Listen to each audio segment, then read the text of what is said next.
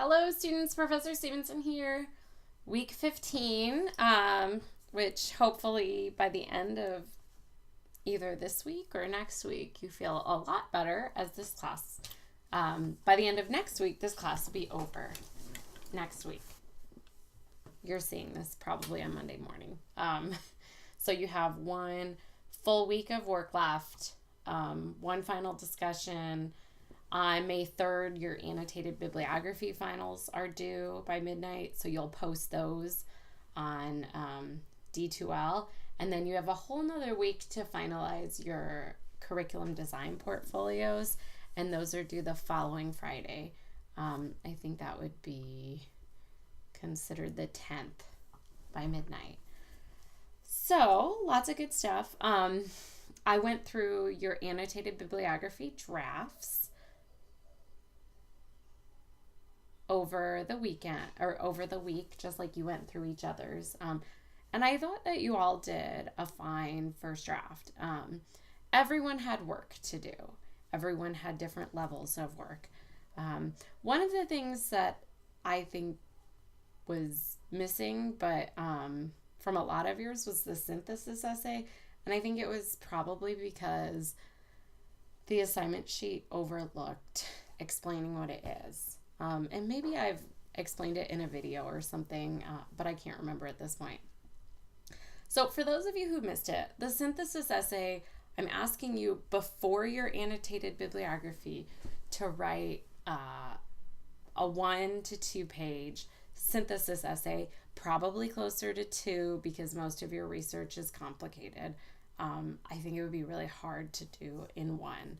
But what I'm asking you to do is give us kind of a synthesis, meaning putting everything together. So think of a synthesizer, right? Thing like the music goes in and out and you're kind of mixing songs.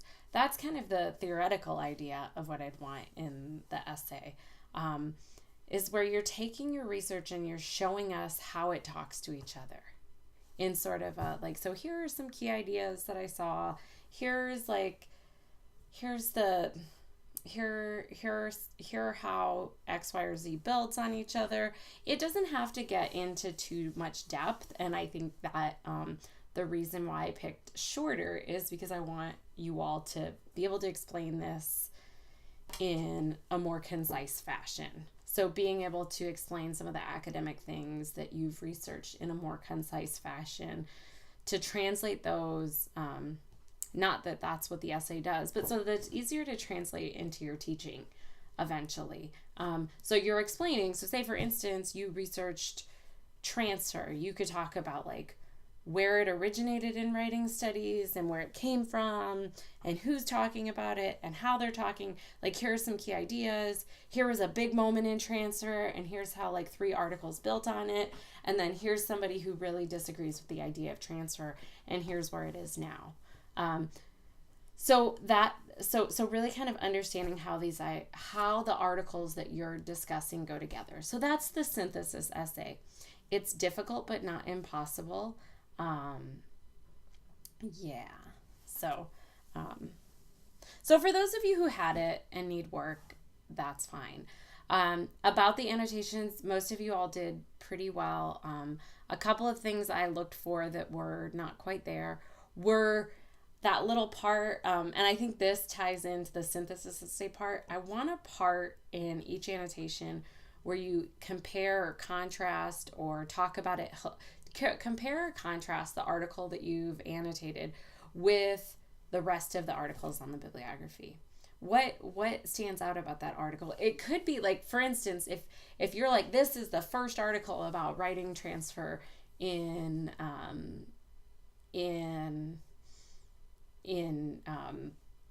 the whole field. So you're explaining the significance of that is huge, and it's not that it really doesn't compare or contrast to anything else because this is the originator. So that's where you're explaining that.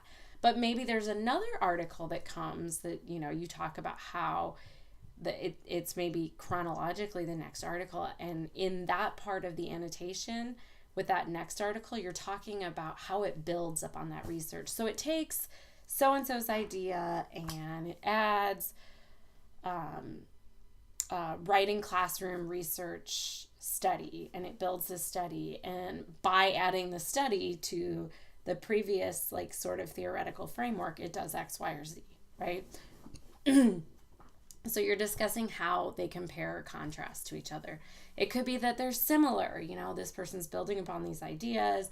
Like I said, it could be that like this article takes someone's theory and puts it into practice. So you're telling us how that conversation works. And I think for a lot of you who are missing that part, once you write that part, it'll be so much easier to put together your synthesis essay because you've kind of mapped it. And I think that actually the mapping, like actually physically mapping some of this, not helps you understand where it all goes together, because maybe you haven't really quite sat down with your bibliography in that way. So the other thing I want to mention, so for those of you who are like, I need you to look at it again, I might not be able to get to that over the week, but I also don't want you to feel tricked by this assignment. I don't need it to be perfect. I think that you are all intelligent and smart and creative and are good at following directions, and maybe you also have some anxiety over grades. I don't want you to think of this as a trick, okay? So I don't need to like look at a second draft of all of this, put it this way, and make sure it's perfect, because that's not exactly the game that we're playing in this class anyway. And after reading the Warner's book, like hopefully you understand that a little bit better. So I don't need it to be perfect. So that, like an A doesn't mean that you have answered all of my comments. My comments were, as I was reading, like I tried to get into as much of what you were talking about as possible. And I'm not going through and going, she didn't address my comment 100% perfectly, like I, in my brain, had thought about it. Obviously, if you have questions about my comments or something, definitely send those in an email, because clarity can be a problem. But I would trust yourselves too. So,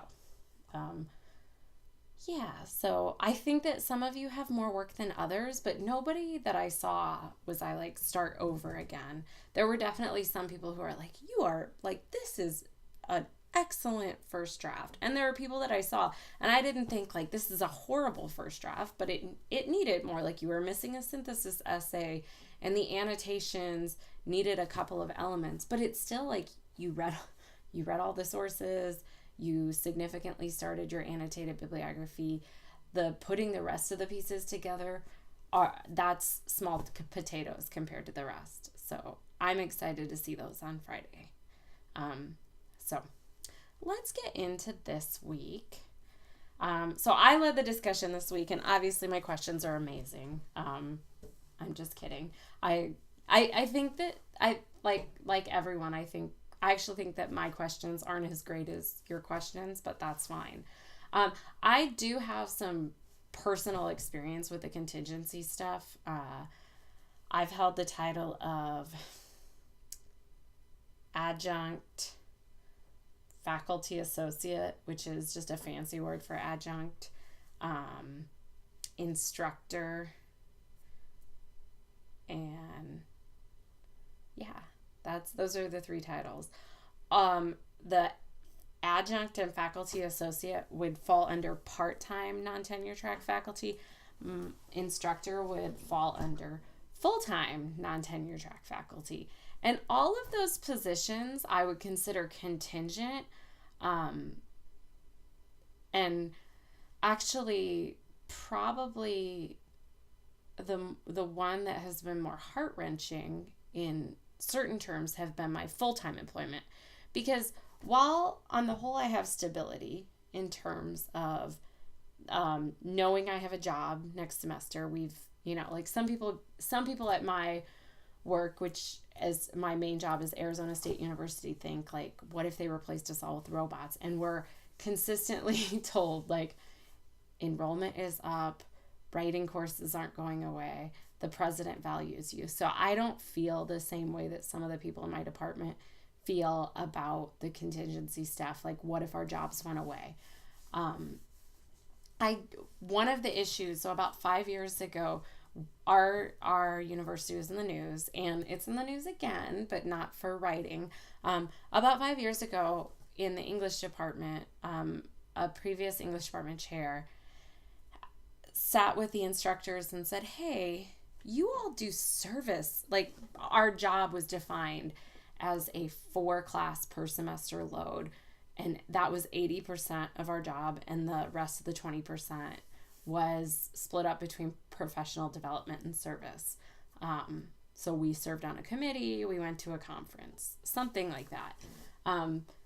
And people broke it up in various ways, but he said, hey, that service that you do in the department seems really unnecessary.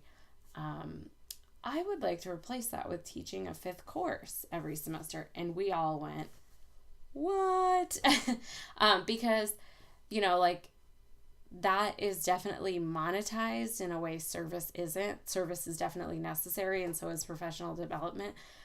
But nobody else is paying for that, whereas the students are paying for this course. And I don't know about any of you, if you're even at K through 12, if they were like, well, we're going to need you to take on like your homeroom or your planning hour. We're actually going to need you to take on a course of students and get rid of your homeroom or planning hour.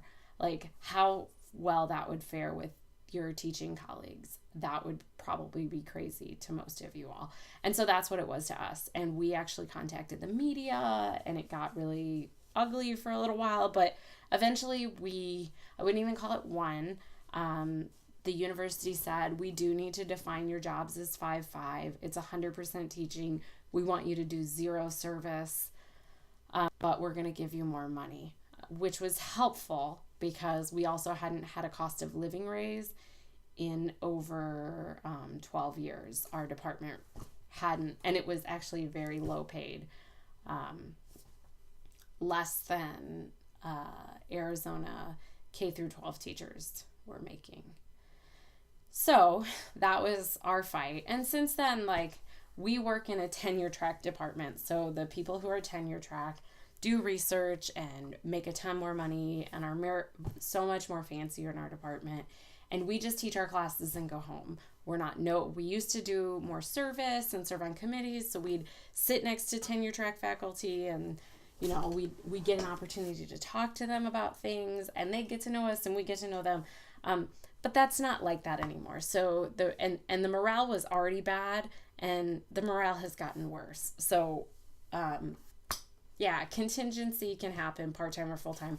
Obviously, part-time can be a mixed bag. So let's get into the questions, because the first person who talks about this is Aria, talked about not having a problem with contingent faculty and talking about teachers who like to teach at different places to change it up or get some flexibility. And I think that's like the standard view of part-time faculty.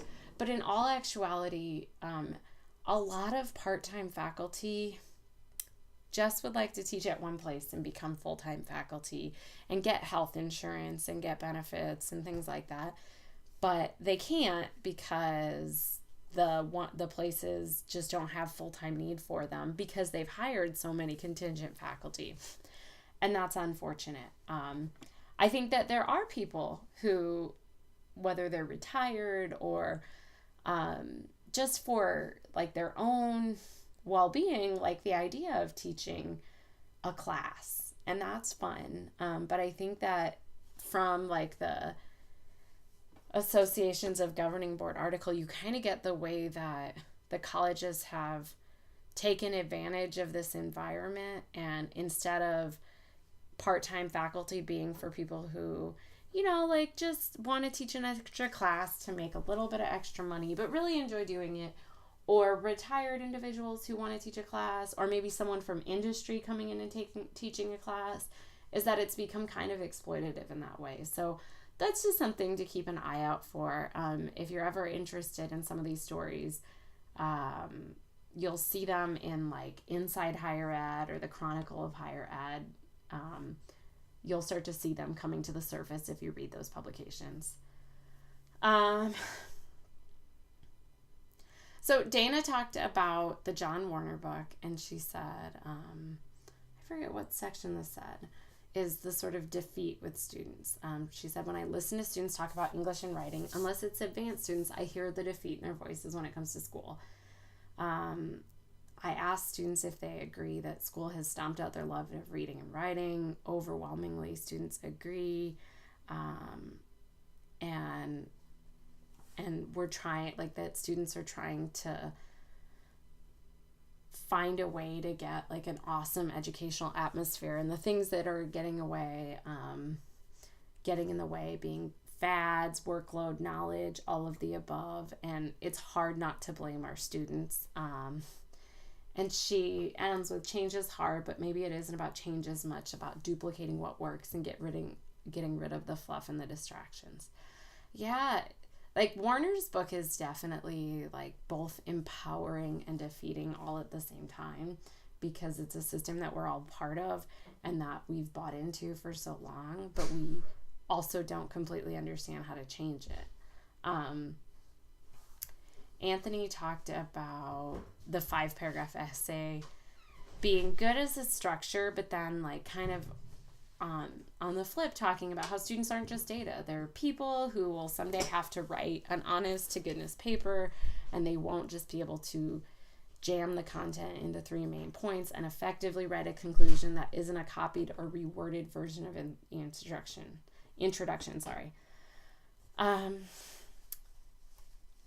Anthony said, I find it unsettling that the 5-paragraph essay lends itself to a better public speech than an essay.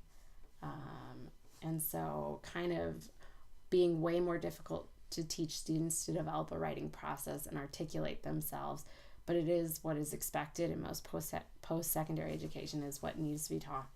But it's not convenient, but it is for real. So I kind of get that. Like the 5-paragraph essay stuff, even a lot of you kind of went back and forth on it. Like, I get why it's necessary, but I also get why it's troubling and not really coming down in one way or another.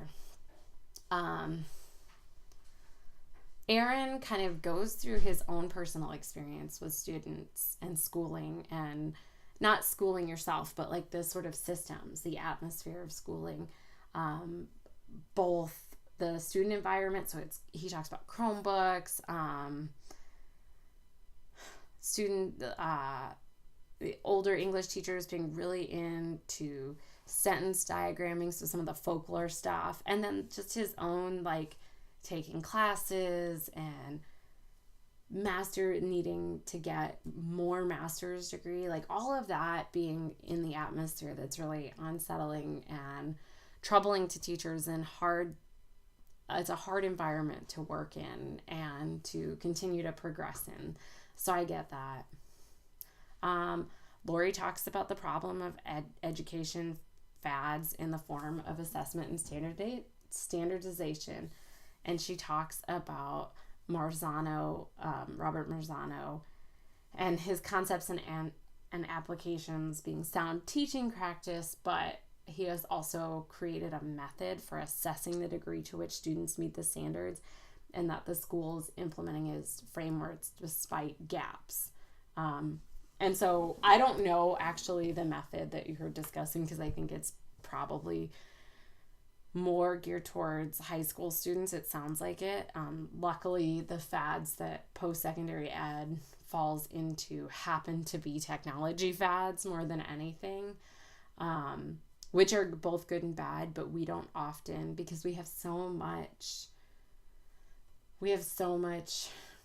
some of us have so much creativity over what we do. We don't fall into these fads, and our students aren't subject to standardized tests. They're just going out in the real world. Michelle talked about her 7-year-old daughter and like the idea of the natural writer, and how Warner's book talked about sort of a practice to writing, and how maybe the core method kind of helps do that practicing writing thing. And even though Warner's idea of the 5-paragraph essay kind of falls apart, or he makes it fall apart, like what replaces it? What is the framework for writing? And I questioned her, like, is it naming what we know? And I don't have an answer myself. Ethan talked about not really thinking about contingent faculty, but he does remember one of his past teachers who used less lecturer and instructor. He was working towards his PhD, but felt those titles were appropriate as he was working to the new title of doctor or professor. And how he liked that over the sound of part-time. Which is, yeah, that's definitely something. And for those of you who are TAs, these titles, like, there's adjunct, like I said, adjunct, professor, FA. But most of the time, like, the TAs at my school got their own courses. So to say I'm a teaching assistant makes it sound like you're like, well, then who's teaching my classes, you know? But of course, the teaching assistants are teaching the classes. So the titles really muck things up. Andrew talked about folklore really being a part of the problem, or an impact in his classrooms, talking about there are myths that he still believes as a teacher, sentence diagramming skills. He mentions that, and I think sentence diagramming it's such a funny thing, but I remember being like way into it in high school. So he says there's a functionality to writing in high schools that I don't think is pushed enough. As Warner states, has been found again and again, there is no demonstrable link between being able to diagram sentences and being able to write effectively. Reading through Warner's book so far, I think I'm inspired more than ever to push my students to think deeper, to learn how to properly get their thoughts on a page rather than push them to write in perfect standard English or have their MLA formatting spot on. And I'm there, not that I'm there too, but like Warner's book feels oddly empowering. Like you're like, yeah, like this is a manifesto, like we can do this, like we're gonna be awesome teachers and all of our students are gonna be amazing writers. Christina talks about her own experience being an adjunct instructor and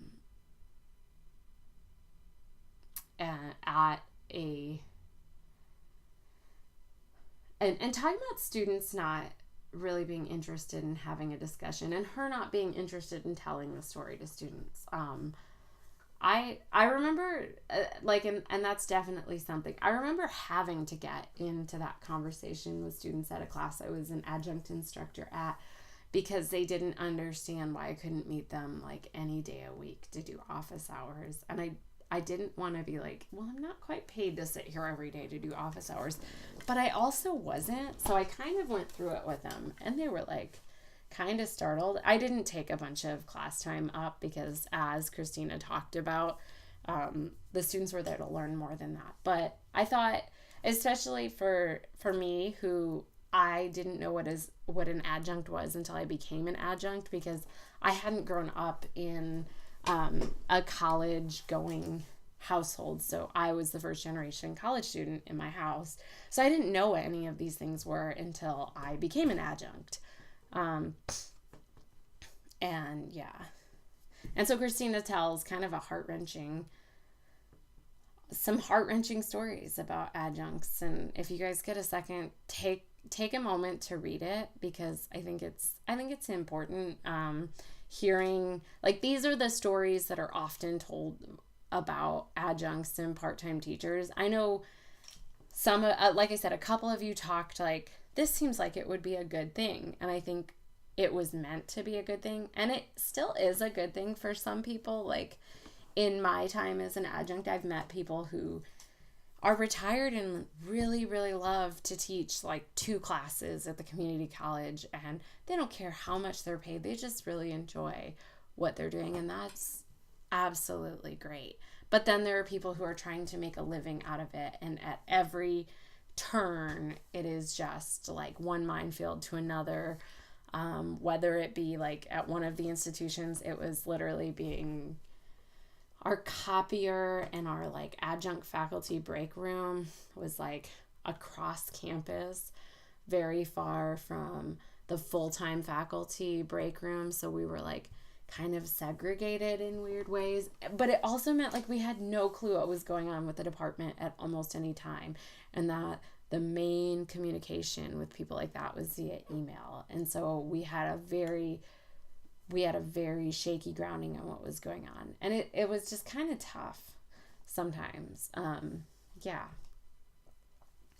Allie talked about so I made that point about like, those of you who teach in K through 12, what do you think about shared governance? And she talked about the ELA curriculum. And she said the ELA department was not asked if we wanted or needed a new curriculum. We weren't asked to help choose a curriculum or give options. We tried explaining that we did not want a new curriculum and we would have rather had time together as a department to just modify what we currently had. And of course that didn't happen because the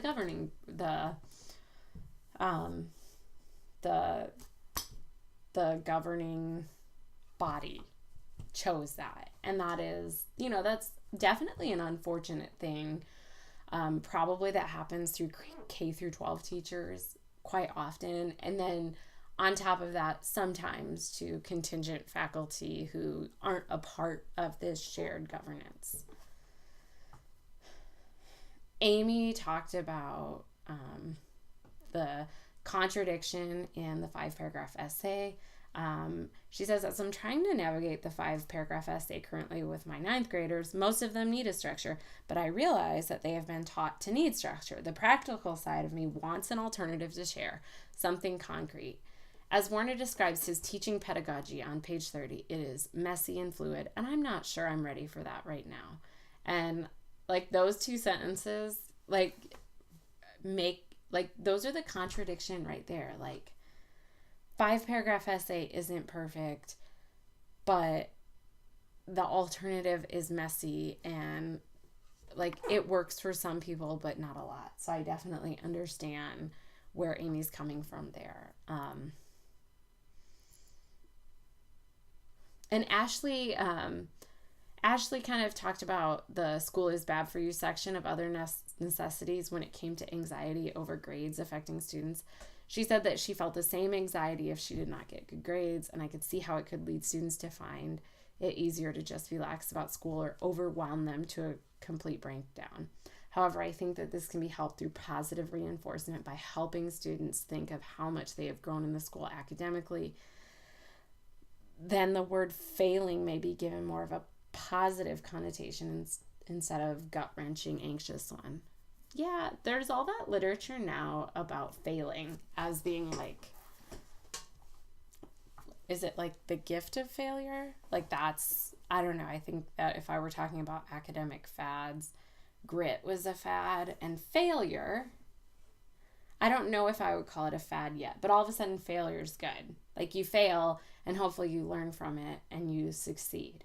But I think in a discussion board a couple weeks ago, someone, maybe it was Lori or I can't remember who it was, but you were like, whoever it was talking about like, yeah, like that's definitely a thing, that failure is a good thing nowadays, but I can't help but wonder what it would be for vulnerable students. You know, like failing actually is a bad thing, and it could be a bad thing.